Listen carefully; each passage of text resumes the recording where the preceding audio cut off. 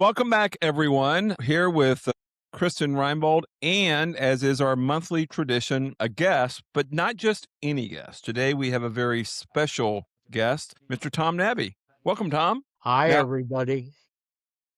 now I know that I have been challenged in spelling your name correctly. Am I pronouncing your name correctly? Yeah, it's two syllables, short A, long E. Awesome. Very cool. And we are having you on, well, because you're awesome, right? And you're a Disney legend and you've got a window on Main Street at Magic Kingdom at Walt Disney World. But more specifically, you were referenced in our writings earlier this month as we talked about Walt's 4 C's of success in your life, in your career, starting back when you first were growing up in Anaheim and came across Disneyland under construction have exemplified those 4 C's of curiosity, confidence, courage, and constancy. So, welcome, Tom, and can't wait to hear your stories and learn more about being a newsboy on Main Street. And I think most importantly, what it was like to be hired by Walt, work with Walt, have a legendary career inspired by Walt. 7 decades, so Crazy. So take us back to the 1950s. You're a kid growing up in Southern California. How far away from the construction site, i.e., Disneyland, was your home? well, I was born in Santa Barbara.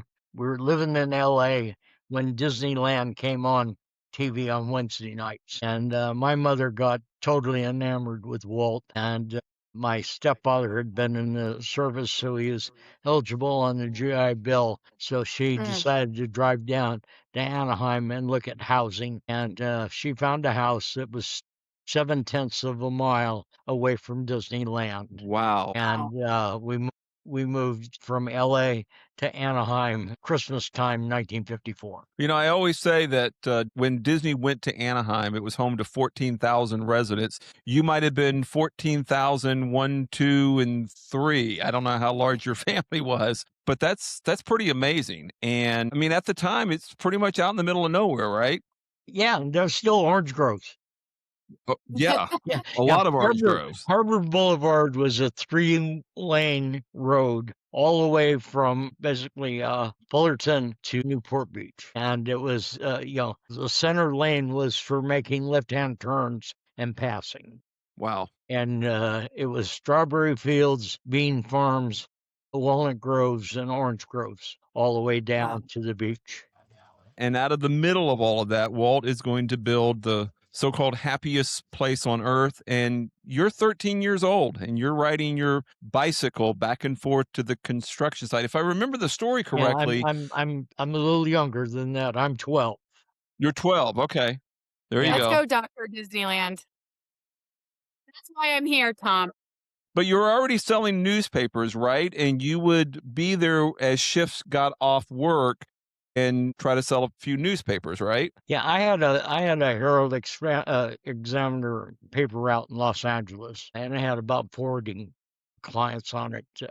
When I got to Anaheim, found out that they considered that rural, and you had to be 16 and have a driver's license and a car in order to have a paper route.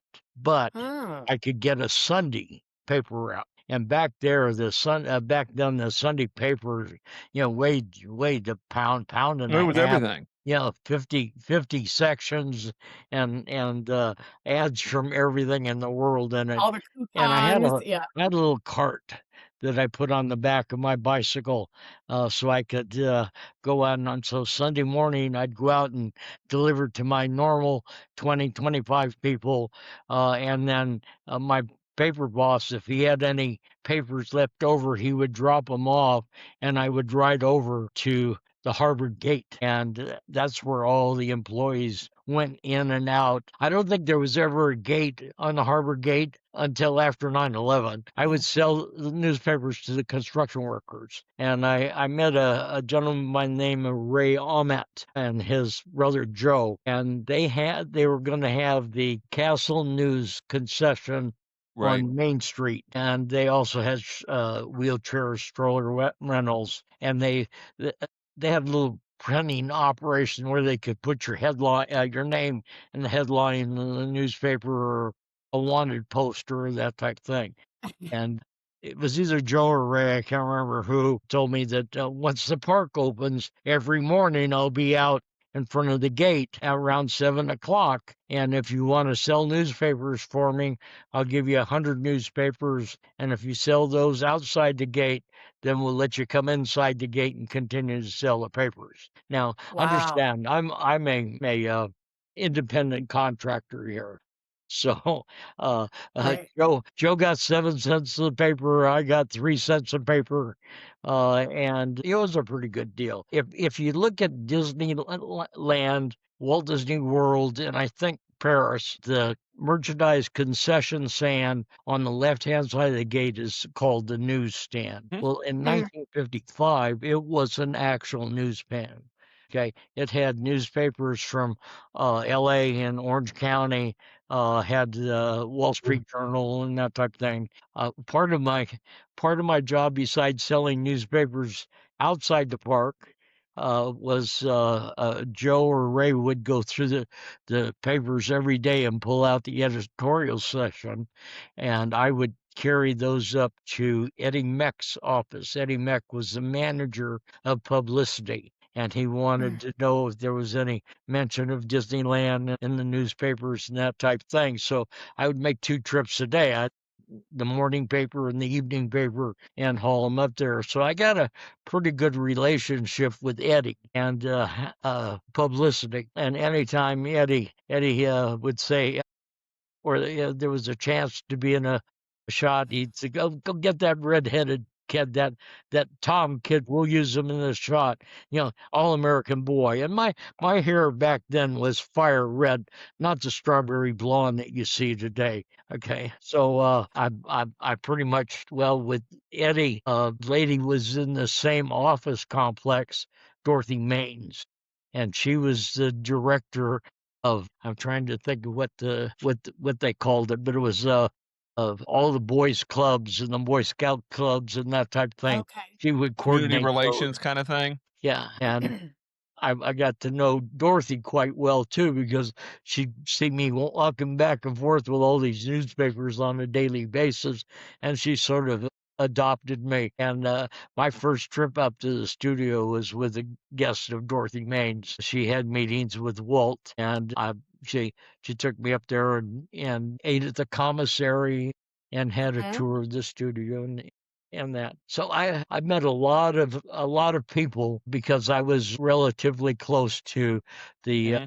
publicity department and guest relations, and it was called group sales. That's what Dorothy was in Group charge sales. of. Okay. So take us to opening day, 'cause, as those stories get told 70, almost 71 years later, it's all about Black Sunday and everything that could go wrong did go wrong.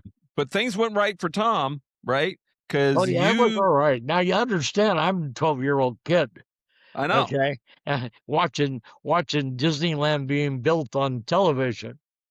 Right. So, I was in awe of what was going on. My mother was a starlet wannabe, and she would go up to all the Hollywood premiere openings and that type thing. And she's that lady that's standing behind the barricade with her autograph book, trying to get a hold of That's the amazing. celebrities to sign her book. I remember one time we were up there and she chased Jerry Lewis and Dean Martin down an alley trying to get him to sign her autograph book. So on opening day, we watched a little bit of it on the TV, and then my mother and I walked over to Mhm. Disneyland, and she's out front trying to get autographs, and I'm back around by the harbor gate. There's a little opening in the berm where I could see those Autopia cars, and boy, I wanted to Oh. drive one of those Autopia cars.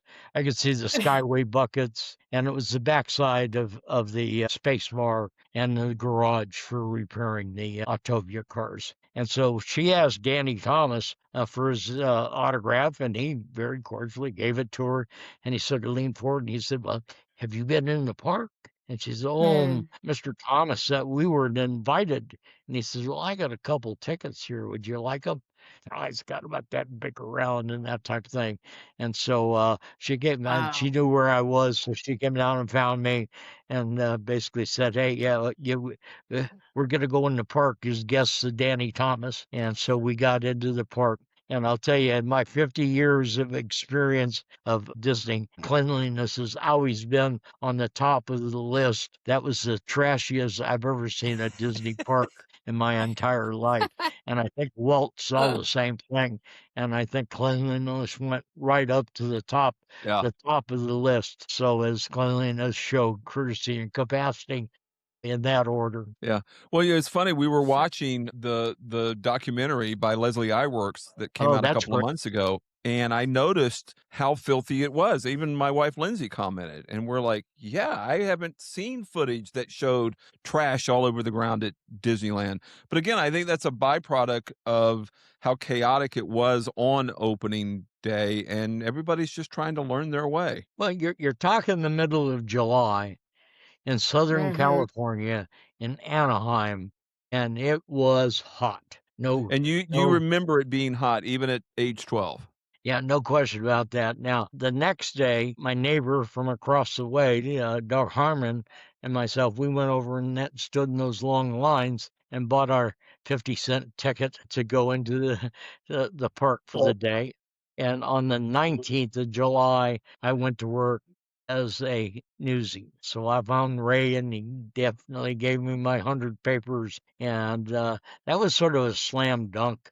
I could sell 100 papers outside. I probably could have sold 200 papers outside if I Wow. would have started earlier in the morning, but 100 papers. And then the deal was is that we would get in the park, but we'd get in the park before it was open to the guests. And we Mm. would, the newspaper boys, and we would run over to the Autopia. Okay. And we would help the ride operators there stage the cars. So we would drive Mm. cars around and get them lined up. So when the guests came up, they would had abundant amount of cars available. And they There had you a go. couple cars that were done up like the California Highway Mhm. Patrol, black and white, with a big star on the hood and flashing red lights and a siren. And they didn't have a governor on them. The other cars were governed down to about 7, 10 miles an hour was maximum speed, but those didn't have a governor on them. And every once in a while, you had the opportunity to drive one of those cars around and get it staged for opening. And Fun. that was neat. And it did, and Autopia didn't have a rail then either. No, we called it Blood Alley. Yeah, yeah. All of us that worked that, later in my career worked that as a ride operator. You were going to get tagged one way or another, working the Autopia. But yes, and there was a couple spots on the track that the cars could pass, and they would get wedged, and then everything would get backed up behind, and they'd have to go unwedge the cars and that type of thing. Well, But yeah, I love that. The back of the Octavia car, you could pick it up, and it had a Kickstarter inside it. It was a Colder 9.5 horsepower engine. Bob Gurr designed those. yep. So when did you first meet Walt? And what do you remember about that first meeting? Well, Walt was I saw Walt a lot, didn't really meet him, but I saw Walt because Walt would come down on Friday and he would stay Friday night, Saturday night, Sunday morning he'd go in, and then Sunday afternoon he'd drive back up to the studio. Mm. So somewhere around the fall of 55, somebody told me, he says that, Walt's announced they're going to build Tom Sawyer's Island, and you look just like Tom Sawyer. You should, you know, ask him for a job. And I thought that was one hell of a good idea. Okay, so in turn, I knew Walt had his apartment above the fire station. So I went and staked out the stairway going up to the apartment. And sure enough, Walt come down the stairway. And I introduced myself, and I told him I had heard that he was going to build Tom Sawyer's Island and that I'd look just like Tom Sawyer and he should hire me. Well, he didn't, but he didn't say no. He said Mm. he'd think about it. So he left the door open Okay, which is all so you needed. I'm going That's forward huge. from there, I would ask him when I could find him in the park and that type of thing, and I wouldn't Dick Noodles got a little upset with me upon occasion because I was pestering Walt, but I would ask him if he was still thinking about hiring me. And I remember one conversation we had. He said, I could put a mannequin over there Mhm. or a dummy that wouldn't be leaving every 15 minutes for a hot dog and Coke. But that was one of his that talks back with me. Now, understand that Walt had a whole lot of child actors and Mm, actresses during that time frame, and two teenage daughters, and he was actually very easy to talk to, and mm. he didn't talk down to you.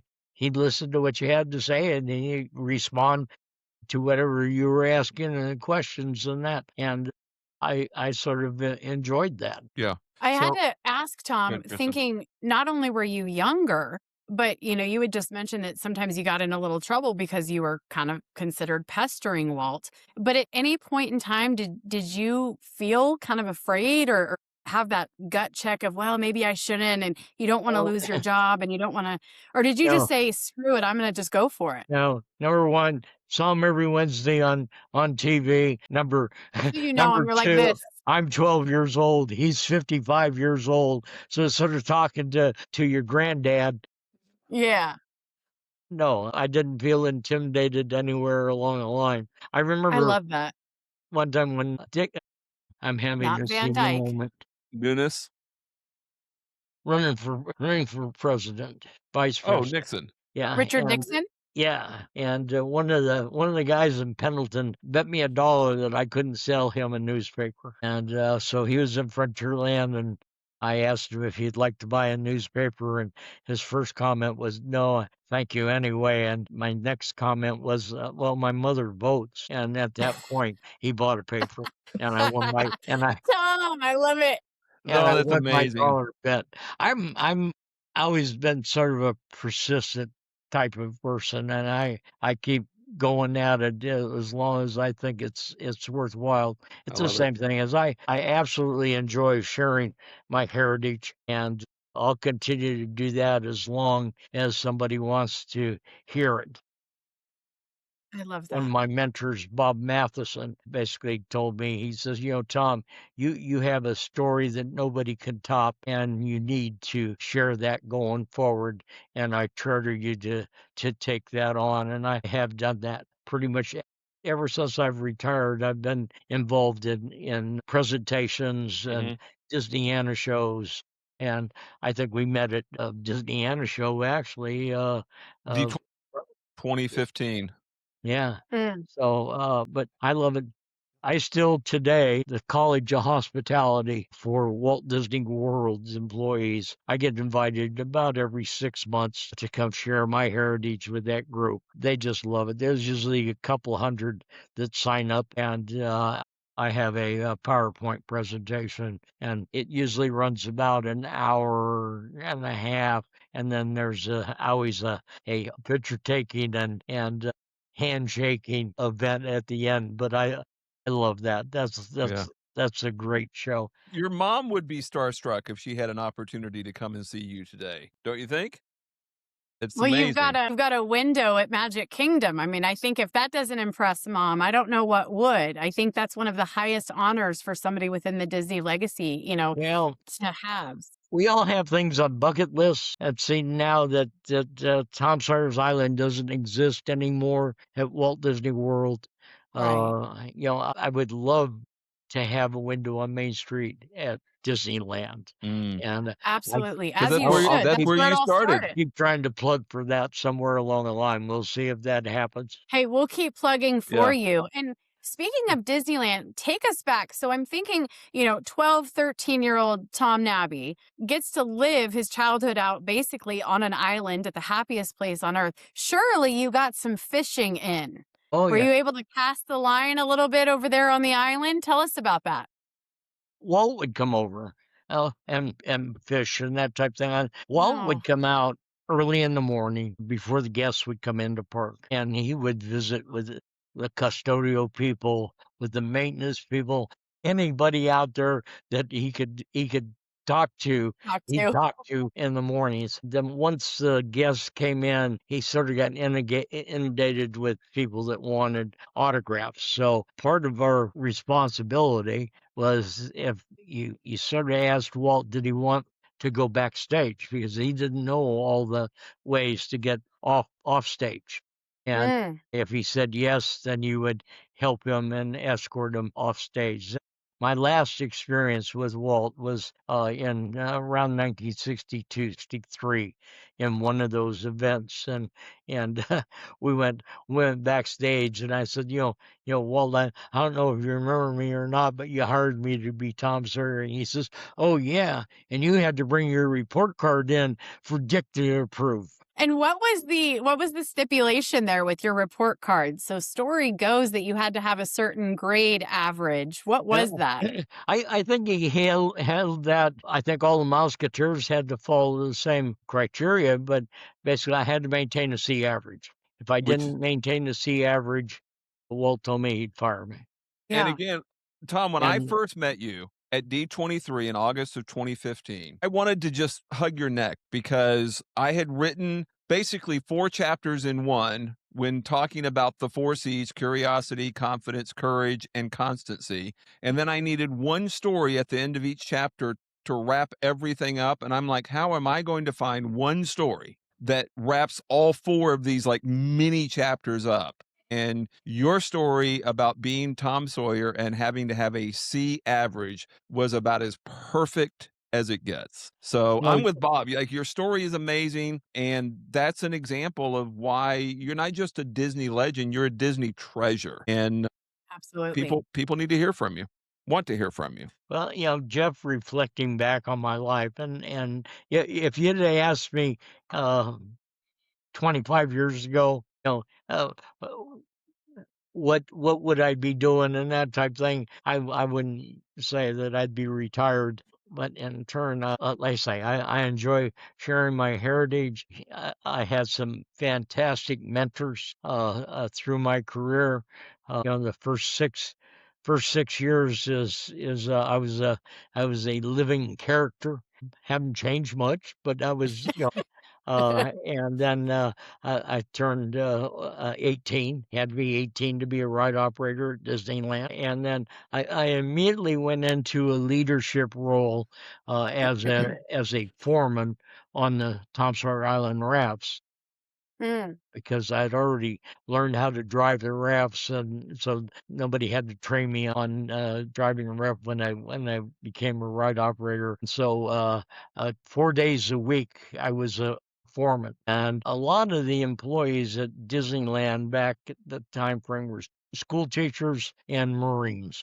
Several of my school teachers actually, a couple of them actually worked for me. And that was sort of a different, unusual relationship, but got through. Role reversal. Yeah. And yeah, there was a lot of things that going on, that every day was a new experience, a new learning curve, Mm. a new attendance record, and I had the opportunity to work Dixieland and Disneyland, and the first one I was on the keel boats, and we had the Firehouse 5+2, Yep. and I think those were all animators out of the studio. Ward Kimball pretty much put that group together. But we were Hmm. on the keelboat, and there was 3 of us on each side with a hose, and they had rigged a pump, and so we were spraying water all over the place while the Firehouse 5 was playing. And Dick May was the operator of the keelboat, and he made a sharp turn, and when he did, they lost a prime on the pump. And so I could hear on the radio somebody saying, tell those guys to put the hoses down. They look like they're taking a leak, because the water was just going out of the hose. The next year, I had the opportunity to drive Louis Armstrong, and Oh, Mm. wow. they had built a temporary stage out in front of the grist mill. And I'm telling you, it was a temporary stage. And it was Uh-oh. one of those that I had Louis on it. on a raft, and we came out and did a couple 3 figure eights there, and then I needed to take them over to the stage and drop them off, and then they did a routine there. Then I needed to go back to the stage and pick them up and take them around the river and get them on the Mark Twain for the finale. Mhm. And I tell you, if I'd hit bumped that stage, not hit the stage, if I had bumped that stage, would have collapsed. But those were some of the things you just get to do. And then Yeah. the next 2 years, drove Al Hurt, who is the king of Dixieland, and they dressed it up as pages, and I was in green leotards. Those would be some pictures that I I think, don't necessarily wanna see yeah, the I light think of that day. was the So only Tom, time in my life that I wore leotards. yeah. So Tom, before we go, I know Kristen's gonna wanna ask you about Main Street and how it has changed over the years. For you, what is your favorite Walt memory, or maybe a story about Walt, that would surprise people, that is a reflection of who he was that maybe we don't realize? Well, like I say, you got to look. I was 12 years old. Walt was 55. 1958, Saturday Evening Post did an in detail study and had a photo shot with myself and Walt on the raft. And I remember he was sitting on the railing, and I came in and I sat down on the railing next to him, and he looked over and he says, "Tom, just look at me and smile. I do this all the time." So that was one of those. If you talk to the old timers, Walt described himself as a bee, and he Mhm. would buzz around the hive and collect honey here, and honey there, and that's where he got his creative ideas, and that was visiting out the various people that were working. The 10th anniversary, unfortunately, I was in the Marine Corps during that time Mm. frame, so I missed that. But that's when the Club 55 sort of got formed Mhm. out of that group. Originally, myself and Ron Heminger were not included because Dick said we didn't work for Disneyland. We Mm. worked for lessees, but Ron always contended that he was actually hired, and when his dad passed away, chief shooting star in his he found a status that said he was hired in 1955, and so he took that to Dick, and Dick blessed him and made him an official member of the 55 Club, and I ended up getting included in that as an honorary member because I said, I don't have a status that tells me that I was hired in 1955, but I do contribute that I was there on opening day. And I have paid one time in my entire life to go to a Disney park, and that was on July 18th, 1955. Wow. Tom, So that's you turned 50 phenomenal. cents into a 50-year career. That's pretty impressive. Yeah. Very, very cool. All right, Tom, I Kristen, had take us home.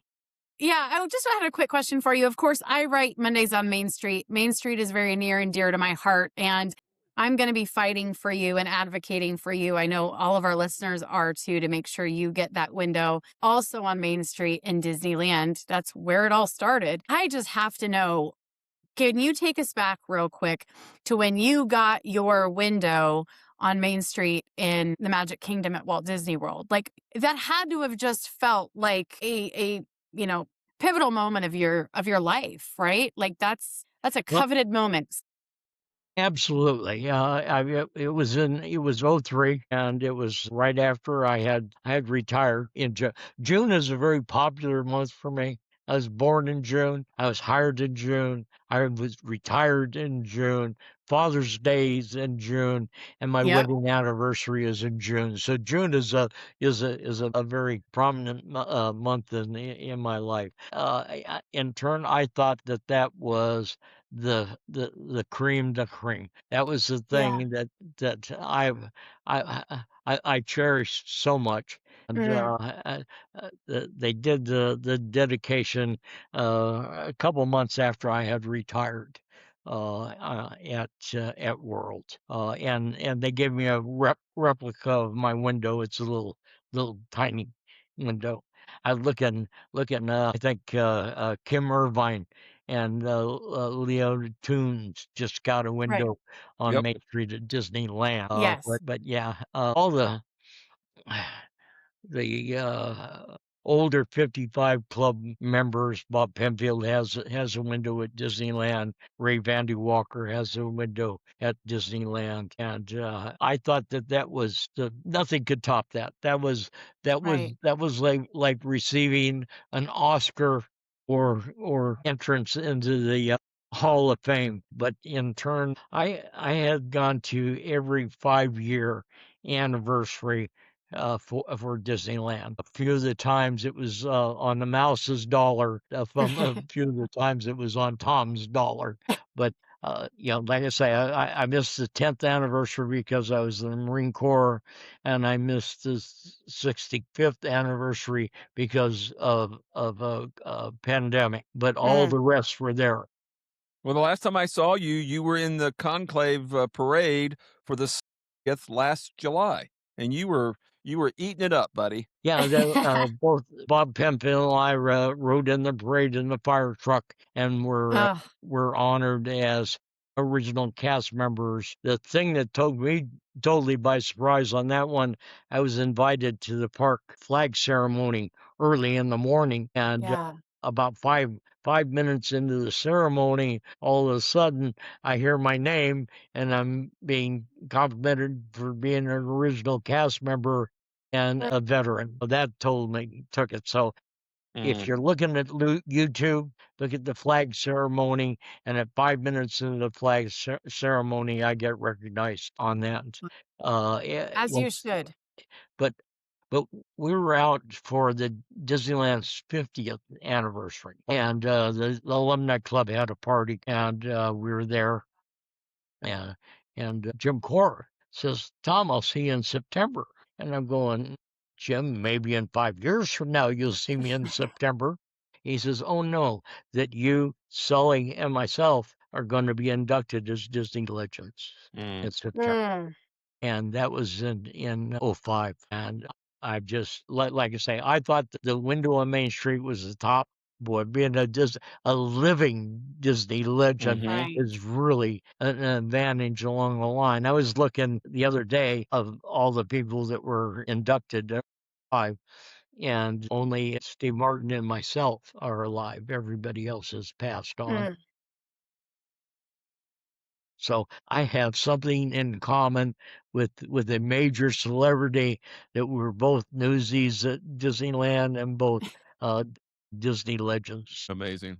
So, I love that. all right, Tom. Well, thank you for sharing your story, and I think thanks for being a living example of the importance of showing up and being persistent. There's a lot to be said for that, and what you did as a 12-year-old kid, what you did on opening day, what you did in relationship to Walt, and the way in And which for our country. and for our country, and again, your service to Disney and helping make the magic.